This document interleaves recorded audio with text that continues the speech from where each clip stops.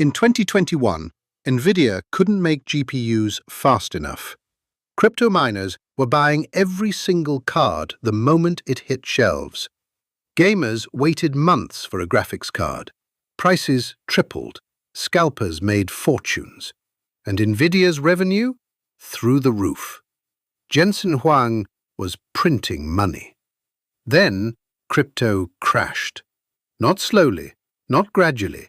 Overnight, millions of used mining GPUs flooded the market at 50 cents on the dollar. Nobody needed new cards anymore. NVIDIA's stock dropped 66%, $400 billion in market value, gone in months. Wall Street declared NVIDIA's best days were over. Analysts downgraded the stock. Headlines asked if Jensen Huang had lost his touch. They were all wrong. Because that crash taught Jensen the three most important lessons of his career. And those three lessons are the exact reason NVIDIA was perfectly positioned when AI exploded 12 months later. The timing is almost too perfect. Stay to the end, because lesson number 3 will change how you see the entire AI revolution. To understand how crypto almost killed NVIDIA, you need to understand the gold rush. From 2017 to 2021, cryptocurrency mining created insane, unprecedented demand for NVIDIA GPUs. Mining Bitcoin, and especially Ethereum, required massive parallel computing power, exactly what GPUs provide. A single RTX 3080 running 24/7 could generate $5 to $10 per day mining Ethereum. Buy 10 cards and you're making $50 to $100 a day. Passive income while you sleep. Professional mining operations scaled this to industrial levels. Companies bought thousands of GPUs at a time. They filled warehouses, entire buildings with rack after rack of graphics cards running around the clock. The result for regular consumers? GPU scalping at insane levels. An RTX 3080 with a $700 MSRP routinely sold for $2,000 plus on eBay. Some cards went for $3,000. Best Buy stores would sell out their entire GPU inventory within minutes of a restock. Gamers set up bots and Discord alert channels just to try to buy a graphics card at retail price. Most failed. NVIDIA's revenue surged. The company couldn't manufacture chips fast enough. Every GPU NVIDIA could produce was sold the instant it was manufactured. It was a CEO's dream, unlimited demand for your product.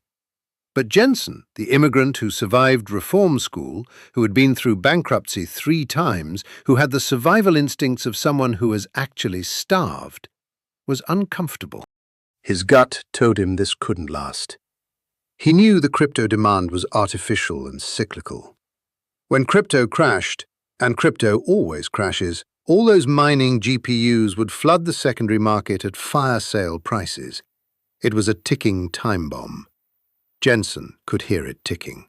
But the revenue was too good to walk away from. Jensen tried to manage the risk. In 2021, NVIDIA released CMP, Crypto Mining Processor Cards, GPUs specifically designed for mining, with no video output. No gamer would want one. It partially worked. CMP generated about $400 million in revenue, but it was a band-aid on a hemorrhage. The real problem wasn't which cards miners bought. It was what happened when mining stopped being profitable. On September 15, 2022, Ethereum completed its merge, switching from proof of work to proof of stake. Overnight, Ethereum mining with GPUs became worthless. The second most mined cryptocurrency in the world no longer needed graphics cards at all. The impact was immediate and devastating. Used GPU tsunami. Millions of mining GPUs hit the secondary market simultaneously. An RTX 3080 that cost $2,000 6 months earlier could now be bought for $350 used. NVIDIA inventory crisis. NVIDIA had manufactured millions of GPUs, anticipating continued mining demand. Those chips were now sitting in warehouses with nobody to buy them. $1.7 billion worth. Stock collapse. NVIDIA's stock dropped from $330 to $112, a 66% decline. $400 billion in market value evaporated. Jensen's personal net worth dropped by tens of billions. One analyst wrote a research note titled, "NVIDIA, the party is over." Another downgraded the stock to sell with a price target of $90. For Jensen, it was the worst crisis since NVIDIA nearly went bankrupt in the late 1990s. The company that had been printing money was now struggling to sell inventory at any price. But Jensen Huang is not a man who wastes a crisis. And what he learned in those dark months of late 2022 might be the most important strategic insight of his entire career. Jensen used the crypto crash as a brutal education. 3 critical lessons reshaped everything about NVIDIA's strategy, and they're the direct reason NVIDIA was positioned to dominate AI. Lesson 1. Never depend on unreliable customers. Crypto miners were the worst kind of customer. They bought in booms and vanished in busts. They had zero loyalty. Jensen realized that NVIDIA needed enterprise customers, companies like Microsoft, Google, and Amazon that sign multi-year contracts worth billions. This insight directly accelerated NVIDIA's pivot to data center GPUs. Jensen pushed the team to prioritize enterprise sales over consumer sales. It was a painful decision, but it provided the revenue stability that crypto never could. Lesson 2. Software creates stickier revenue than hardware. The crypto crash reinforced Jensen's belief in CUDA. Miners used GPUs as interchangeable commodities. But AI researchers need CUDA, need specific libraries, need optimized frameworks. Software creates lock-in. Lock-in prevents boom-bust cycles.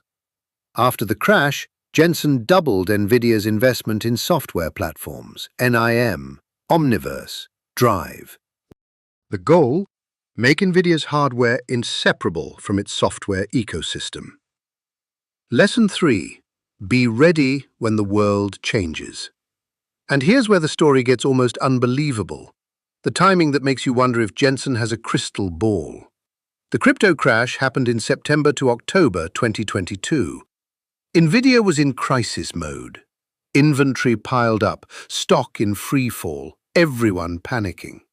On November 30th, 2022, exactly 2 months later, ChatGPT launched. Overnight, the entire world realized that AI was real, that it worked, and that it needed computing power. Massive amounts of computing power. NVIDIA computing power. Jensen was already pivoting. He redirected NVIDIA's entire supply chain toward the AI explosion. Within months, those warehouses full of chips weren't unsold inventory anymore. They were the most sought-after product in the history of technology.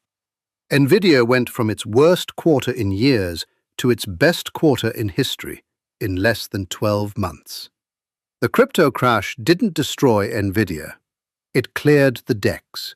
It forced Jensen to fix NVIDIA's strategy. And when the AI revolution arrived, literally months later, Jensen was the only CEO in the semiconductor industry who was ready. Jensen Huang doesn't talk about crypto much anymore. It's a chapter he'd rather keep in the past. But those valuable lessons are embedded in everything NVIDIA does today. The pivot to enterprise? Crypto lesson. The obsession with software platforms? Crypto lesson. The speed of strategic pivoting? Crypto lesson. The crypto roller coaster made Jensen paranoid. And in technology, paranoia is a survival mechanism. Only the paranoid survive. The man who got burned by crypto was perfectly positioned when AI hit, because he'd already learned what happens when you depend on an unreliable market. Every crisis Jensen has survived, the near bankruptcy, the crypto crash, the China ban, has made him sharper, faster, and more paranoid. That's not luck. That's compounding wisdom. And it's why Jensen Huang, at 62, is better at his job than he was at 30. But there's a side of NVIDIA that has absolutely nothing to do with money, gaming, crypto, or AI chatbots. A side that's genuinely, measurably saving human lives. Right now, today, in hospitals you've never heard of. Next, how NVIDIA is revolutionizing healthcare, detecting cancer years earlier, accelerating drug discovery from 15 years to months, and helping doctors diagnose diseases that would have been missed. The story of AI that actually matters. Subscribe. The next one might make you cry.